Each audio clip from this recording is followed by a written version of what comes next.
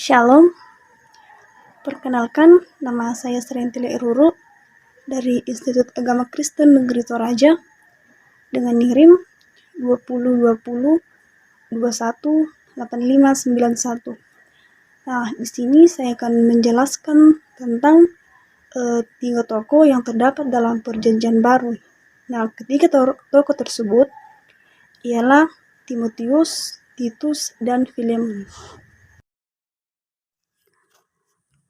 Kita akan membahas satu persatu dari ketiga tokoh tersebut. Nah, tokoh yang pertama kita mulai dari Timotius.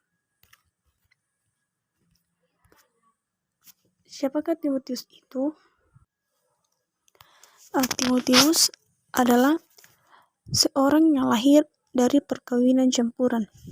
Jadi dikatakan perkawinan campuran karena ibunya adalah seorang Yahudi, sedangkan ayahnya adalah seorang Yunani.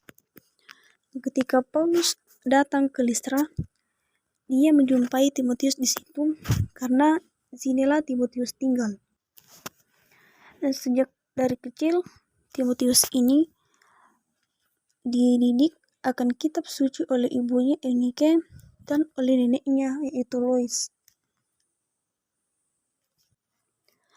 Dalam 2 Timotius 1 ayatnya yang kelima dikatakan, sebab aku teringat akan imanmu yang tulus ikhlas, yaitu iman yang pertama-tama hidup di dalam nenekmu Lois dan di dalam ibumu Eunike, dan yang aku yakin hidup juga di dalam dirimu. Nama Timotius ini disebutkan sebanyak 24 kali dalam Alkitab. Semasa hidupnya, Timotius menyerahkan dirinya untuk melayani Tuhan di saat misi perjalanan Rasul Paulus yang pertama. Arti dari nama Paulus sendiri ialah menghormati atau memuliakan Allah.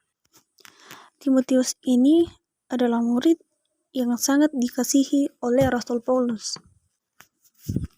Nah, adapun tujuan dari penulisan kitab Timotius ini yang pertama-tama ialah memperingatkan kepada Timotius terhadap ajaran-ajaran yang salah yang terdapat di dalam jemaat. Nah, tujuan yang kedua ialah petunjuk-petunjuk kepada Timotius mengenai pengurusan jemaat dan mengenai ibadah. Nah, tokoh yang berikut adalah Titus. Siapakah Titus ini? Titus adalah nama seorang laki-laki dalam bahasa Yunani atau Romawi. Nama ini terutama diketahui dalam catatan anggota kontrak baru di Alkitab Kristen. Untuk seorang Kristen pada ratus tahun pertama Masehi yang mempunyai andil cukup akbar dan memelihara persatuan dan kesatuan dari sidang-sidang jemaat yang telah berdiri pada zaman gereja mula-mula. Pada ketika berada masalah yang timbul di sidang Kristen pada ratus tahun pertama, dan untuk menyelesaikannya dituntut keberanian dan ketaatan. Maka salah seorang dari pria yang berhasil menghadapi lebih dari satu tantangan demikian adalah Titus.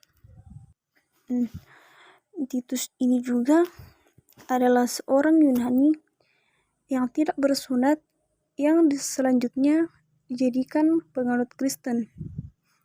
Nah, Paulus menyebut dia untuk anak yang sejati menurut iman yang dimiliki bersama. Sehingga Titus mungkin adalah seorang anak rohani sang rasul. Titus menyertai Paulus, Barnabas, dan sebagian rekan lainnya dari Antioquia, Syria, sewaktu mereka pergi ke Yerusalem lebih kurang pada tahun 49 Masehi untuk membahas pertanyaan tentang sunat. Nah, adapun tujuan surat Titus ini ialah Paulus mengutusnya untuk membantu pelayanannya di Korintus. Nah, dalam surat ini juga Titus digambarkan sebagai orang yang sangat setia. Oleh karena kesetiaannya itu, Paulus menaruh kepercayaan yang besar kepada Titus. Nah, tokoh yang terakhir yaitu Filemon. Nah, siapakah Filemon ini dan di mana Filemon tinggal? Filemon memiliki arti penuh kasih setia. Filemon ini adalah seorang warga kota Kolose yang disebut dalam Perjanjian Baru di Alkitab Kristen.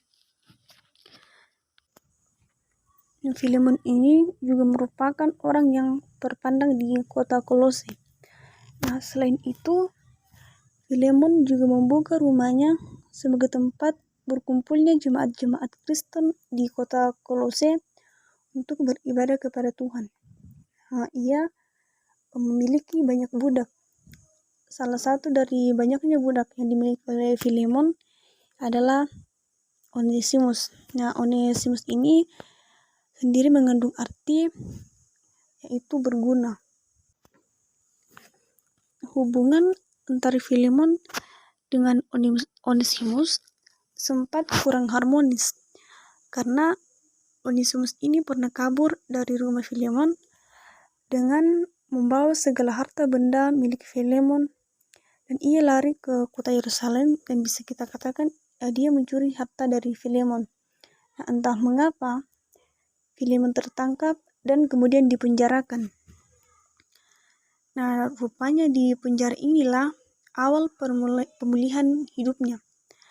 Di penjara ia sempat bertemu dan dilayani oleh Rasul Paulus yang pada waktu itu juga dipenjara karena imannya kepada Kristus. Nah, Paulus ini sempat membujuk Onesimus untuk kembali kepada Filemon tuannya. Paulus bahkan sempat menulis surat kepada Filemon yang intinya meminta supaya Filemon berkenan menerima kembali Onesimus ini. Nah, dan Paulus bahkan meminta Filemon untuk tidak menerima Onesimus sebagai budak lagi, tetapi sebagai kawan sekerja Allah dan saudara di dalam Tuhan. Nah, adapun tujuan dari Paulus menulis surat kitab Filemon ini ialah Rasul Paulus ingin menekankan tentang persamaan dan derajat semua orang. Selain itu, Rasul Paulus juga ingin mengajarkan untuk setiap kita menerima orang lain tanpa memandang kesalahan dan kekurangannya. Nah, demikianlah yang bisa saya jelaskan dari ketiga tokoh yang terdapat dalam kitab Perjanjian Baru. Sekiranya kita dapat mengerti. Shalom.